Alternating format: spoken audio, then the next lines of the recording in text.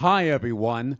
I'm Sam Wilson Jr., and this is the Black Soul Music Experience Podcast, the music podcast on where I interview singers and musicians from genres of black music: gospel, jazz, blues, old school classic soul, old school hip hop, today's hip hop and R&B, Caribbean, Latin, Afrobeat, Afro-Latina, blue-eyed soul, disco, go-go, line dances, and the Lost 45s. So come with me as I take you on to a trip to the destination genre of black music right now on the Black Soul Music Experience Podcast.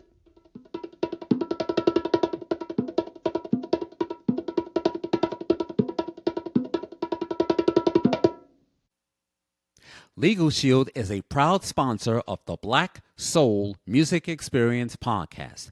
Have you been involved in any types of accidents? Have you been a victim of identity theft? Have you been a victim of a computer fraud scam? Have you been in disputes with your tenants or landlords? If your loved one dies and they didn't write up a will for you or for your family, or you and your spouse are filing for divorce, or if you need help by opening up your small business, give Legal Shield a try. Visit their website at LegalShield.com and tell them you heard it here on the Black Soul Music Experience Podcast. Do it today.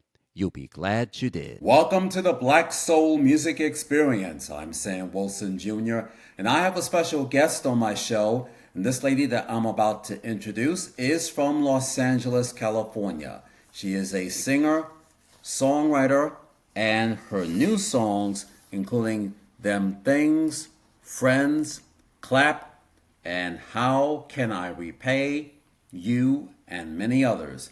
You can check out all of her songs, which is available right now on iTunes, and check out all of her music videos also right now on YouTube. Please help me welcome to the Black Soul Music Experience Podcast, ladies and gentlemen, Miss Kikee Bah. Hi, Kikee. How are you? Oh, hi. How you doing, Samuel? Do people call you Sam? You can call me Sam or Samuel, either one. Okay, I'm going to call you Sam. I like that name. Alrighty. Thank you so much. Welcome to my podcast. Glad to have you here. I know we're doing it old school because I was brought up in the way that we had those public affairs programs. So if the guests couldn't make it in the studio, they would do it over the phone. So I'm very delighted that you're here on the phone. Thank you so much for the invitation. I appreciate it. You're welcome. So as always, America doesn't know who you are. The world doesn't know who you are. So I'm very delighted to interview you on my show. So let us begin, shall we? Yes, let's begin. Okay, now I mentioned you're from Los Angeles, California. What section of Los Angeles are you in? Are you in West LA or East LA or the Compton section of California? I am really close to the airport. I'm currently in Inglewood. And so I basically have been living here for, I want to say 13 years. I used to live in England. Well, I was born and raised in France, and then I moved to England in 2003, and I stayed there until 2012, and that's when, in March of 2012, that's when I moved to the U.S., to L.A. Ah, so you're originally from the UK and France. Okay, so to our friends in France, we should say bonjour. Ça va? Yes, you're teaching me. Thank you so much. My pleasure. Now, were your parents or any of your family relatives in music, or did they had 9-to-5 day jobs? So in my family, I can tell you that we are all somewhat artistic. everybody has always been very much in tune with their artistic side. My mother, who passed away many years ago, she had such a beautiful voice. And so she would sing in the house, and she was very much in love with the art as a whole, with cinematography, with music. I remember back when I was a child, whenever, because at the time Michael Jackson was just this huge super mega star that everybody was hooked on. And I remember whenever he would have a concert, the reporters on TV would give us a special news flash letting us all know that he was going to perform. And that was a big deal. And so whenever Michael Jackson, whenever his concerts were being shown on TV, my mom would record them. And back in the day, you know, you would use those VHS, right? Mm-hmm. Those tapes. And she would record them, and we would all sit around in the living room just watching this amazing performer. So we've always been all very much so in love with music, with the arts, and I have, you know, brothers who drew, who danced. It's always been a very big part of our upbringing, I would say. Well, first of all, my condolences goes out to you in the loss of your mom. And number two, I remember those things. We had the VHS machine. Then later we had those laser disc LPs, and then we got the DVDs, and now we see everything streaming online. So I'm no stranger to that. I'm happy changed. Mm-hmm. Now, which high school did you go to? So I studied in France for the most part, and then I moved to England. When I moved to England, I was still fairly young. And so I had the chance to study things that I was very passionate about, especially when I was in England. So in France, the curriculum is such that you basically, I don't know about here in America, because I've never been in school in America, but you basically have a bunch of different subjects that you don't really have a choice. You just have to take on all those classes until you reach a certain age where you can go on to a particular path. And so back in France, from a really young age, we studied, which is one thing that I actually loved, we studied music. You can be 9, 10, 11-year-old, and you learn how to play the flute. You learn how to read music. And then you have all these different classes that you take on, you know, such as geography, history, and then languages as well. Spanish, German, English, whatever. And then when you go to high school, then you can choose a more specific path that you want to be on to. And it's very interesting because since I was a child, I knew that my life was going to be elsewhere. I knew I wasn't going to be in France forever. Since the age of, I wanted to 6 years old, that young. So back when I was in high school, and then, you know, the advisors would ask me, oh, what university do you want to go to? And I would tell them, well, I will not be here. I'm going overseas. So I'm not going to apply for a university. We call them faculties back there. And I'm not going to apply for a faculty that I know I'm not going to go to because my life isn't there. My life is in England. My life is in the States. My life is just elsewhere. And then I studied business and communication, which has helped me tremendously. It has helped me with being able to, I would say, sell my product better. And they teach you how to conduct yourself during an interview, which I thought was very useful. And so when I was in England, that's basically what I did, and I had a great time when I was there.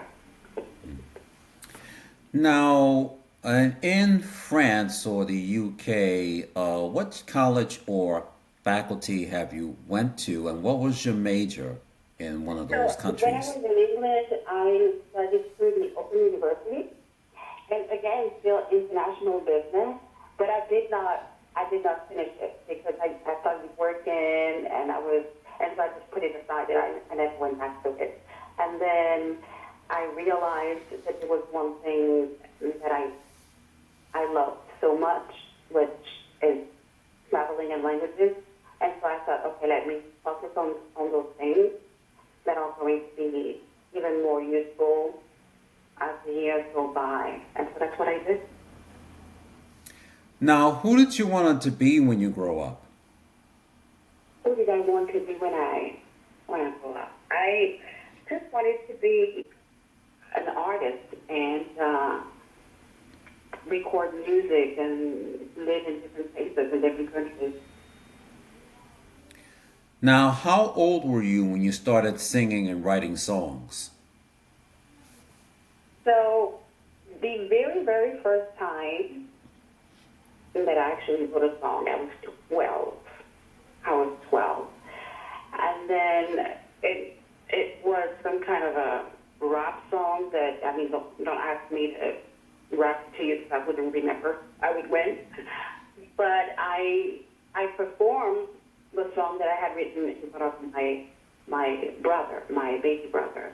And he couldn't believe that I was the one who had come up with that song because he found it to be catchy. And I thought, okay, so I have something now. Because if you know me in real life and you can't believe that I can come up with something that's catchy like this, then it means that I can work on my craft and come up with songs that are appealing to an audience. And so that's when I started. I was 12 when I started writing songs. Was being a singer and songwriter your calling? I would say so. I would say so. I fell in love with the art between the ages of 6 and 12, and it's really when I turned 12 that I knew for a fact that this was going to be the path I will be on. Obviously, life happens, as it always does, and life did happen. And so, you may have a regular job and things like this, but at the end of the full-time artist, even when I was working in offices, the 9 to 5, I just knew this was only going to be something that I had to do for a certain period of time in order to get to where I was really trying to get to. Since you're originally from France and the UK, did radio stations in France and the UK play any of your favorite American artists?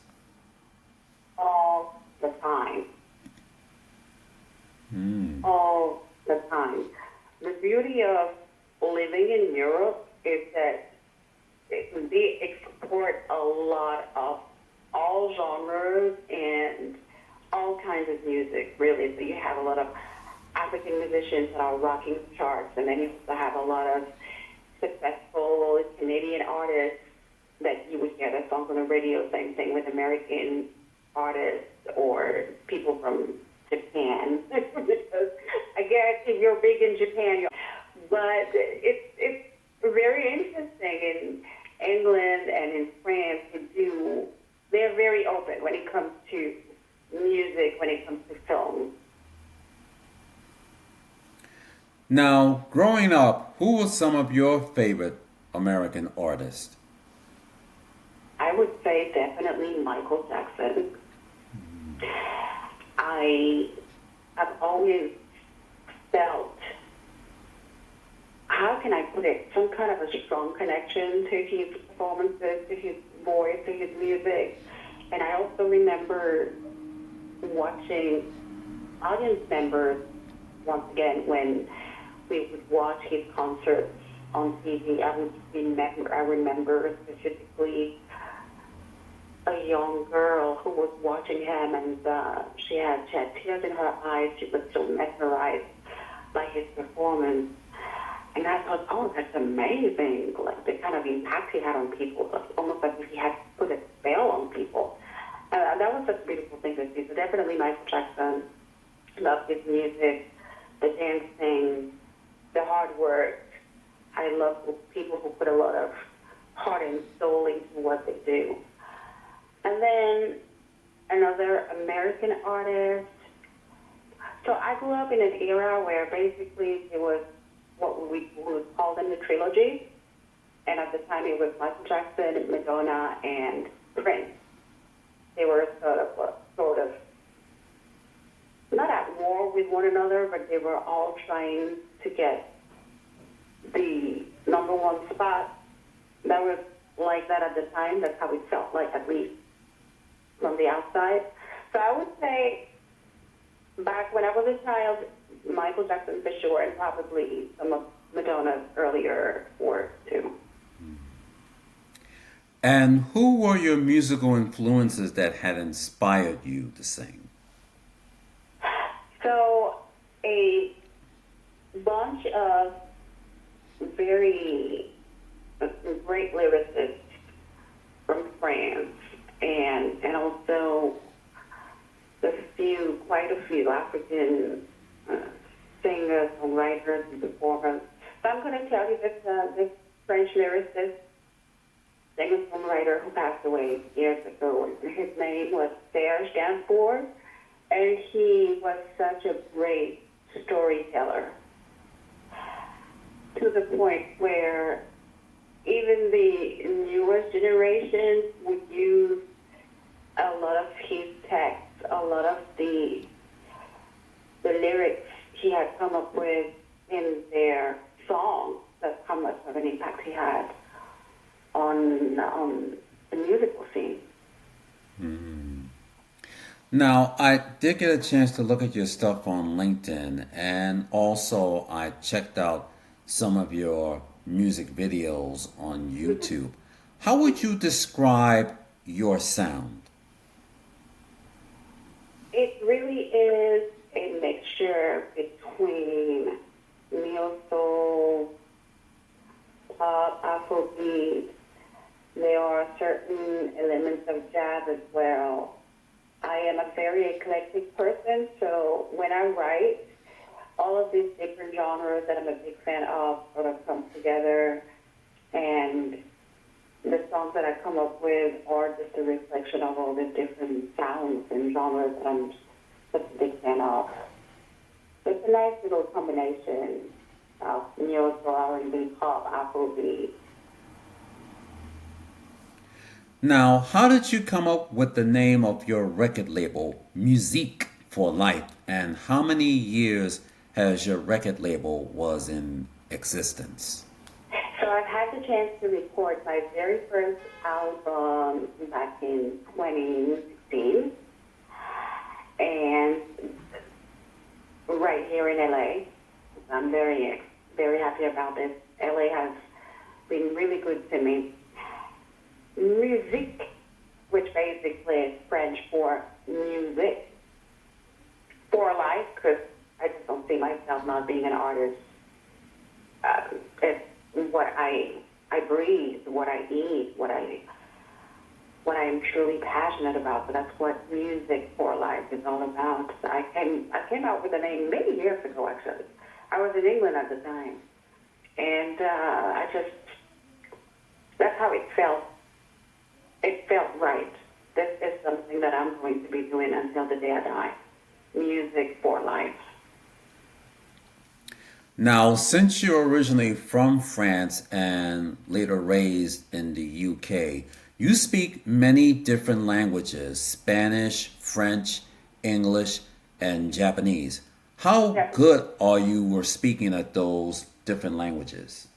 So French, Spanish, and English, fluent, perfectly fluent. Japanese, I can get my point across, but I might struggle a little bit. So I'm still.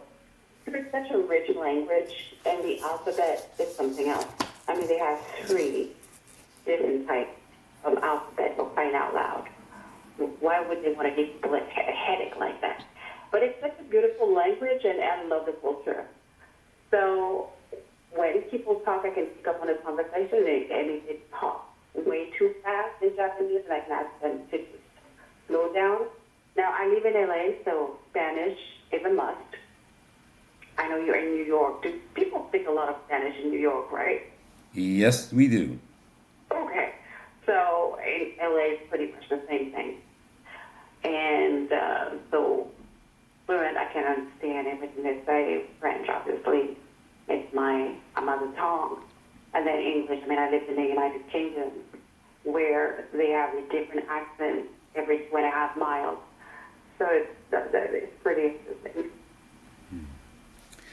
Now, I got a chance to check out your music videos on YouTube, including Lonely, Friends, Clap, How Can I Repay You, You and Me Tonight, and You'll Like It. Please share with our audiences on what those songs are all about.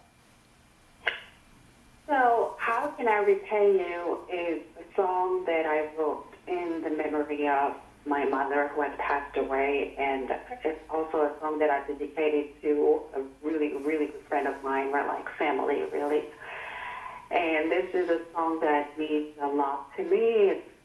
It's about being grateful for all of the hard work these people have put into my life, all the strength they've given me. Even when I was going through a really hard time, this is really a song of gratitude and showing people that have been there for me how much I appreciate them. And how can I repay you? Well, my mother passed away. I could never repay her for all of the sacrifices she's made in her life. And then the other song, I write a bit of everything. There are songs that are very deep and also songs that are the kind of music you would listen to when you want to get acquainted with somebody, I would say. The songs that are more playful. So it's just a nice little mixture that you will find. Class is very playful. Class is it's mostly in Spanish, and then there's a little bit of English in there, and it's very playful. Now, while you're not performing, you're also an actress. What were some of the small films that you had appeared in? So I'm a non-union actress, and I'm so happy with this. I've done some ad campaigns. There's one that I think it's been released. I mean, they sent me a link, so I was able to post it on my social media. And that was, they were talking about women who had been the victim of sexual assault. That's something very heavy. I've also had the chance to do an ad campaign for people who suffer from drug addiction. I've done some of those vertical series. Have you heard of those vertical series that people can watch on their cell phone? Not that I know of, no. Oh, okay. So it's very interesting. It's just like watching a soap opera, but on your cell phone. And it's very cheesy. And so I got cast a few times on those. Usually on those, they want me to be a reporter or an officer, not a police officer, but like a security officer or something like this. I have a couple of movies that came out. One is called Jumped In. Jumped In was about the gangs in LA back in the 90s. I was also a sergeant in a comedy called The Buddy Cop. And there's a couple of movies that are about to come out within the next few months that are still in production that I got to be a part of. So I'm just, submitting my headshots, my clips, my reels, and then auditioning, and then sometimes I get booked and sometimes I don't. Now, here in the U.S., we have like those soap operas, we had those back in the days, soap operas, CBS had The Young and the Restless and The Bold and the Beautiful, The Edge of Days Night. of Our Lives. Yeah, Days of Our Lives on NBC and Another World, also on NBC. And then ABC, you had General Hospital, All My Children, One Life to Live. Those soap operas that, I don't even look at no soap operas. It's just when I was little, when my Uh, late mother would go to work and I would be babysat with my maternal grandparents as well as some of her friends. I gotta sit there and look at them soaps, and I can't even look at no cartoons for 1 minute. So here in the U.S., it's just all soaps. In Latin America, they have those other ones called telenovelas. That's the Spanish version of the soap operas. So we got Telemundo here in the NYC and across the states. So I'm not into those soap operas and stuff. Now, will you be releasing any new songs at the end of the year or going into the new year? Definitely going into the new year, because what I've been doing lately is more acting as well. So, but definitely towards the end of, or towards the beginning of the new year, shall I say. And I mean, it's always exciting to write something new and go to the recording studio and you lay down your vocals. It's always very interesting, very exciting. Will you be doing any collaborations with any artist in the new year? I'm open to it. I'm open to it. I haven't collaborated with anyone in a while. Usually it's more like when I perform live and, we get together with musicians and sometimes we get to work on a song together, but it's live, it's not in the studio. But I'm definitely open to it. I love people who love what they do. I love music, and I want to work with people who love music as well. And if we can bring something exciting to the table together, why not? Now, here's a question that I always ask my guests. Living or dead, which artist or which performer that you wish you wanted to meet? Living or dead, Michael Jackson. Okay. Now, here on the Black Soul Music Experience, I always ask my guests who are the top 10 R&B black artists of all time. Now, since I have you, Kiki, we're about to do the Black Soul Music Experience top 10 hip hop and today's R&B artists of all time. Now, here's how it works. We do it like the top 10 countdown, like the show, America's Top 10, hosted by the late Casey Kasem. We start at the bottom 5. We found out who was the best singer, but didn't get any recognition. In other words, they were the good singers, but they were on a record label where they even didn't get much promotion or marketing. When we get to the top 5, we will find out who was the best million selling artist of all time.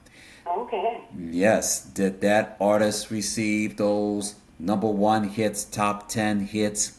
Did that artist receive a gold album or platinum or double platinum or triple platinum or today's diamond platinum?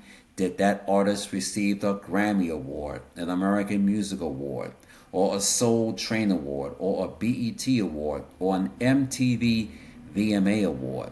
Did that artist performed on American Bandstand, or Soul Train, or The Midnight Special, or NBC's Saturday Night Live, or Solid Gold? Or did they appear in any of the music videos, whether it's on BET, or MTV, or VH1, or any of the local video shows across the country and around the world? Did that artist have their own primetime special, whether it's on CBS or NBC or ABC? Or did they perform on PBS, whether it's great performances, or did they have their specials airing during Pledge Month? Or did that artist have their live concert special airing on HBO or Showtime? So, Kiki, are you ready to take the challenge? Yes, I am. Yes, I am. Okay. Who should? Nervous, but I am. Already. Who should be at number 10? Should I? The Jackson 5? Okay, we'll put them there. Jackson 5 made their debut back in 1969.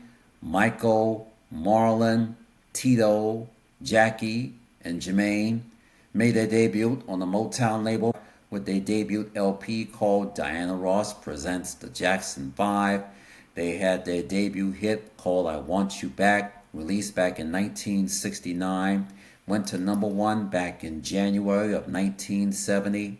They had other albums, including ABC, with their hits ABC and The Love You Save, and their third album, which is entitled Third Album, with their hit I'll Be There, and the remake of the Delphonics La La La La Means I Love You.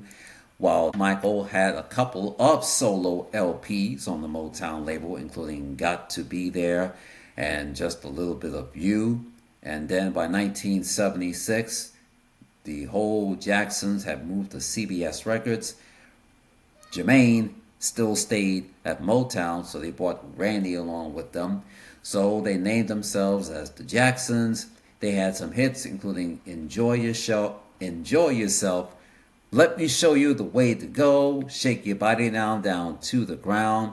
Michael started bringing in some more solo LPs, including Off the Wall, teamed up with the late Quincy Jones, had some hits including Don't Stop Till You Get Enough, Off the Wall, and Rock With You, just to name a few. And a second LP, Thriller, million seller, had hits including You Wanna Be Starving Something, and also Thriller, The Girl Is Mine, and Billie Jean, number one hit on Billboard's R&B Black Singles Charts back in March of 1983 for 10 weeks. And the other song that I like, which wasn't a hit, was a love ballad called The Lady in My Life. Yeah. Let me tell you, Michael swept the night in 1984 at the American Music Awards. He won everything. Best Soul and R&B, Best Pop, Best Music Video. He won an American Music Award of Merit. Same thing with the Grammy Awards. He won 7 or 8 Grammys. And his third LP, Bad, million seller, and his fourth LP, Dangerous, million seller LPs. The fourth solo LP was produced by various producers, including Teddy Riley and many others. But he'll be best remembered for those 15-minute music videos.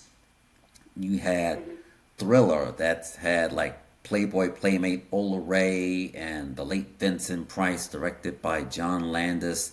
And then his second 15-minute music video, Bad, filmed it in the Bed-Stuy section of Brooklyn, New York, directed by Martin Scorsese. He had an upcoming artist, Wesley Snipes, 15-minute music video. And then the third one, Black and White, which was directed by John Landis. Cameo appearances by George Wendt, Tess Harper, Macaulay Culkin, and we saw a little bit of Tyra Banks. That was aired on Fox back in November of 1991, although we saw some scenes that they had to tone it down a bit, because he was doing his crotch and everything. But they had to tone it down to air it on BET and MTV. And another music video, 15 minutes, Remember the Time, cameo appearances by Eddie Murphy, Iman, and Magic Johnson, directed by the late John Singleton. That too was aired on Fox. He'll be best remembered for those 15-minute music videos, and his influence was the movies. So Michael swept everything. Inducted into the Rock and Roll Hall of Fame twice, once with his brothers in 1997 and then solo in 2001. He kept on performing until his last one, This Is It. It was the concert movie until he passed away in June of 2009. So rest in peace to the king of pop, Michael Jackson. Rest in peace to Tito Jackson. And yes, you still have some of the surviving members left. You got Marlon, you got Jackie and Jermaine and Randy. So Jackson 5 will put at number 10. Who should be at number 9?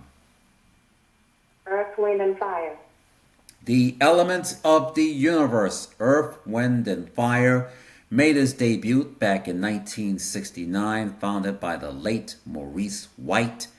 And they have all genres. They will sing soul, they will sing message music, gospel, jazz, and African music, known for its kalimba instrument. They're still performing today. And yes, you had all those hits, including That's the Way of the World, Shining Star, number one hit on Billboard's Hot 100 Pop Singles charts.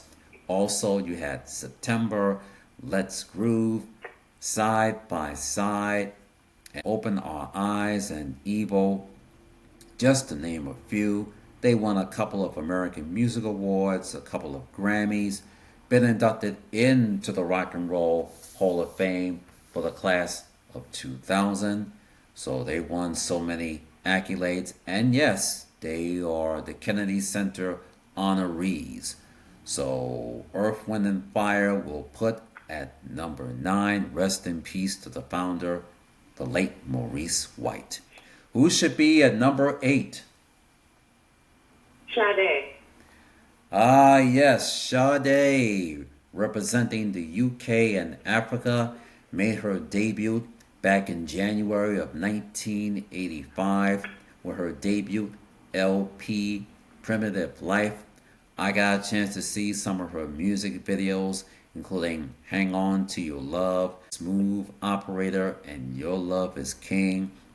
She has a mixture of everything, smooth jazz and R&B, and later Lovers Rock, just to name a few. She had some other hits. Her second LP, Promise, million seller, including The Sweetest Taboo, Is It a Crime, Maureen, just to name a few. She had some other LPs, including Paradise, and also the other one, Love Deluxe, which had Kiss of Life. Oh my goodness. You will not believe all of her music videos are very stunning.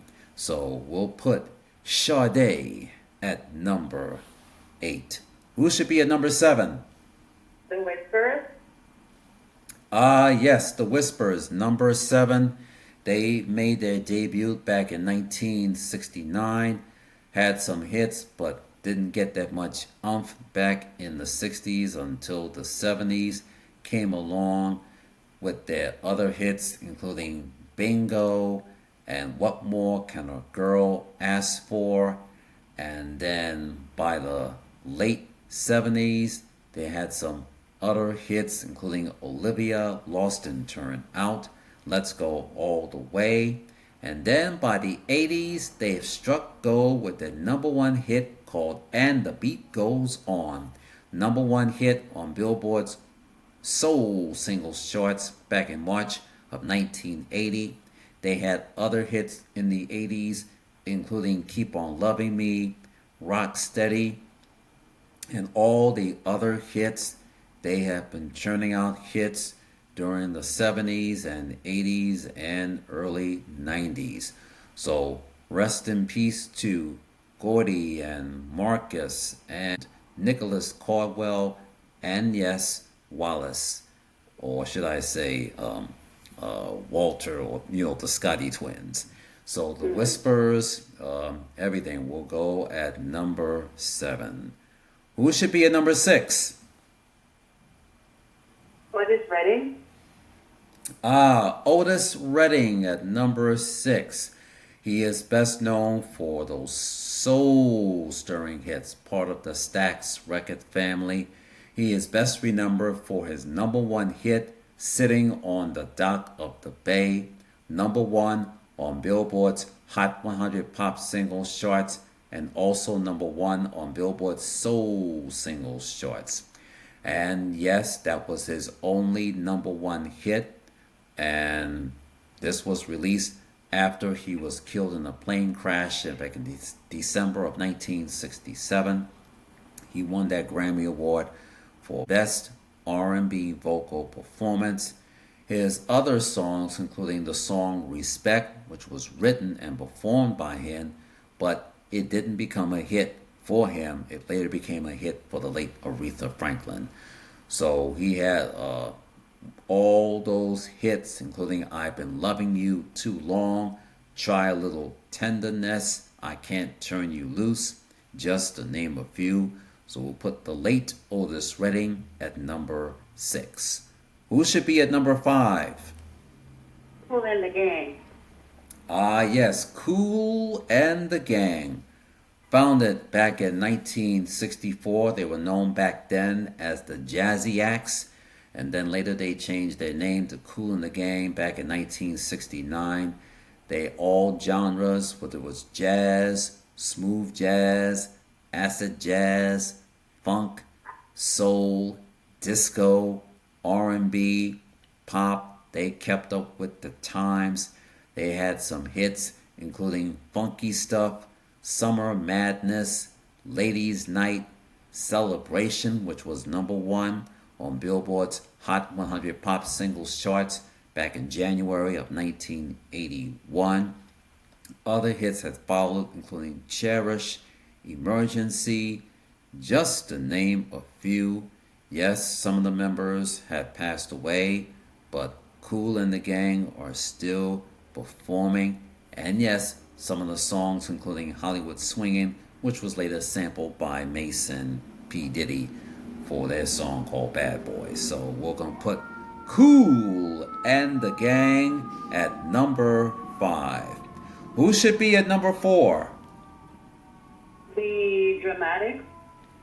Ah, yes, the Dramatics, representing Detroit, Michigan. They came on the scene back in 1971 on the Stax Volt record label with their debut, What You See Is What You Get. They had some string of hits during the 70s.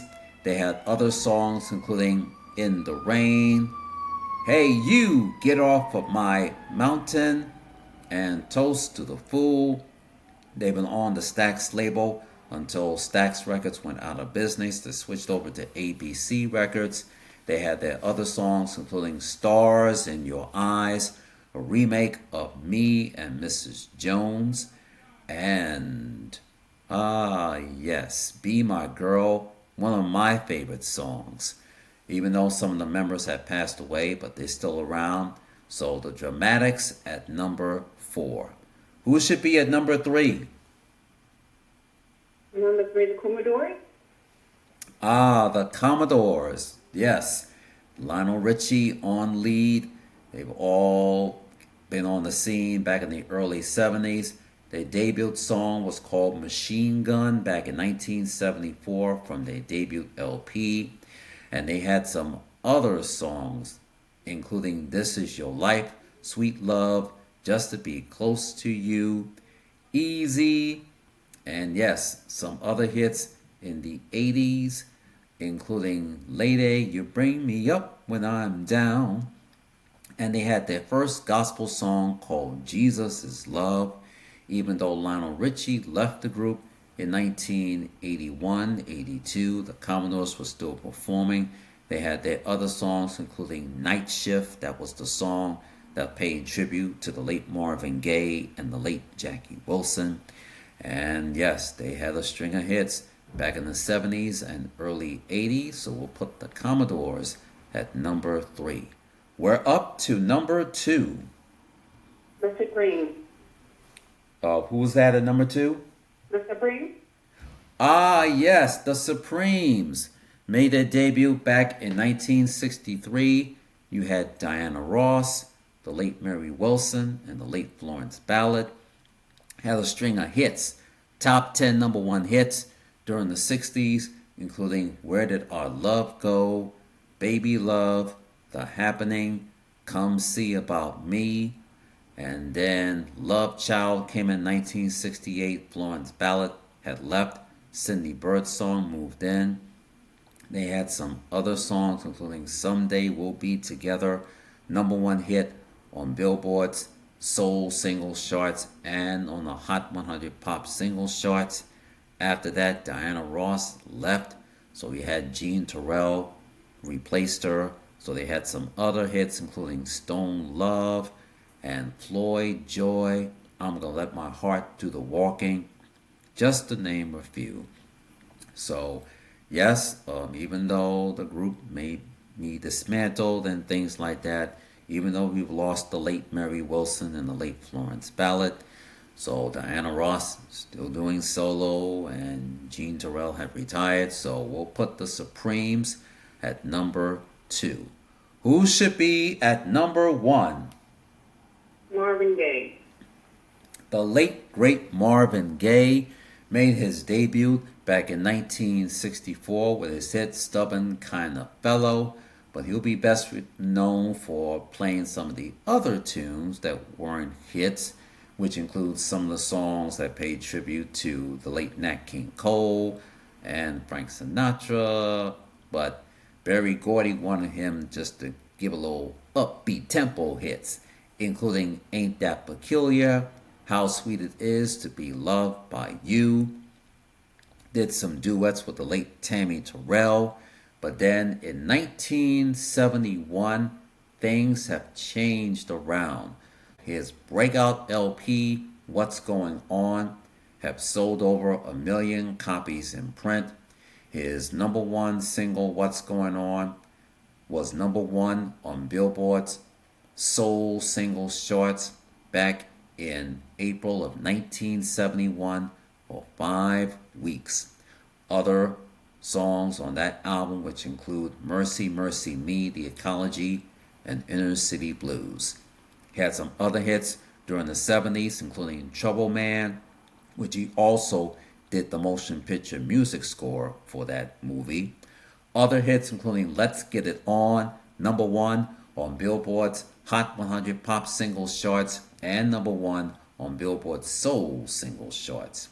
Other hits including I Want You, Got to Give It Up, and then by 1982 he switched over to CBS Records with his song Sexual Healing from his LP called Midnight Love. The song went to number 1 on Billboard's R&B Black Singles charts back in December of 1982 for 10 weeks. He won an American Music Award and a Grammy Award back in 1983. He performed on the Motown 25th Anniversary Special on NBC back in May of 1983. And his last appearance was doing his version of the Star Spangled Banner at the 1983 NBA All-Star Game. Marvin Gaye was shot and killed on the eve of his birthday on April 1st, 1984. Later been inducted into the Rock and Roll Hall of Fame for the class of 1987. So rest in peace to the one and only, the late, great Marvin Gaye. So there you have it, the top 10 R&B classic soul artists of all time. Well, Kikee, thank you so much for being here on the Black Soul Music Experience podcast. It's been a pleasure talking with you. Thank you so much, and you're welcome to come on back when you have any other projects coming up in the near future. Thank you so much for the invitation. It was great. Thank you. You're welcome. Now, before we go, where can we follow you for any upcoming events? Where can we follow you on social media? So I use Instagram and Facebook on a regular basis, and everything is under my stage name, KikeeBah, Kikee Bah. And I also have an IMDb page if you want to keep up with some of the productions that I have released, some of the work I had the chance to be in. And that's it, Instagram, Facebook, IMDb. Everything is under Kikee Bah. Okay. Download all the artists that we have talked about on this edition of the Black Soul Music Experience podcast. Visit iTunes.com, Spotify.com, or purchase a CD at Amazon.com. Make sure you follow Kikee Bah, that's Kikee, last name B-A-H. You can look for her on Instagram, follow her on Facebook, and check out all of her music. Make sure you check out all of her songs, which is available right now, streaming on iTunes. And check out all of her music videos available right now on YouTube. And ladies and gentlemen, if you want to check out this episode, please subscribe to the Black Soul Music Experience podcast, where you can look for me on all 5 different platforms. Look for me on Apple Podcasts, Spotify, Amazon Music, iHeartRadio, and Pocket Cast. And the link is riverside.fm/studio/Samuel-Wilson Jr.'s. Don't forget to add the S to the end, -studio. And yes, I will be posting this episode on Facebook, LinkedIn, and Twitter. And if you have a hard time getting on to riverside.fm, then please become a member and subscribe to patreon.com/the Black Soul Music Experience podcast. Go to the Patreon homepage. Make sure you put in your email address and your password, where you see all of the Patreon shows done by different creators. And make sure you go to the top and type in the name of my podcast, the Black Soul Music Experience podcast, where you can check out all of my audio and video podcast episodes and video podcast clips that you may have missed. And if you have a hard time getting on to Patreon, then make sure you check out the Black Soul Music Experience podcast. I will be posting this episode on YouTube. Go to YouTube and type in the Black Soul Music Experience podcast and check out all of my video podcast episodes from season 4 and of season 5. If you like this episode, if you love my podcast, please subscribe, please support, please give me a thumbs up, please leave a comment, and please pass it on.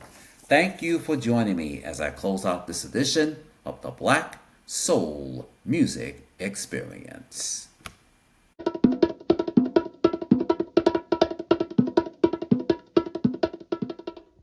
Well, that's about it for this edition of the Black Soul Music Experience podcast. I'm Sam Wilson Jr. Thank you for joining me, and please tune in next week for an all-new episode. The Black Soul Music Experience podcast is sponsored by the support of listeners and viewers like you. If you enjoyed this podcast, please subscribe to the Black Soul Music Experience podcast. Look for my podcast on Apple Podcasts, Spotify, Amazon Music, iHeartRadio, and Pocket Cast. And don't forget the link. The link is riverside.fm/studio/Samuel-Wilson Jr.'s -studio. And don't forget to check out my audio and video podcast episodes by becoming a member and subscribe to patreon.com/the Black Soul Music Experience podcast. And please check out my video podcast episodes by subscribing to youtube.com/the Black Soul Music Experience podcast. And please leave your comments, feedbacks, and replies by going to my Facebook homepage. Go to facebook.com/the Black Soul Music Experience podcast. You can also tweet me on X, aka Twitter, at Sam Wilson Jr. 66. And follow me on Instagram at SAMM.Y2980. As always, partying, remember this. Reach for the top and your dreams will come true, and it can happen to you. From all of us, take care. God bless. Thanks for listening. Have a good week, and please be safe.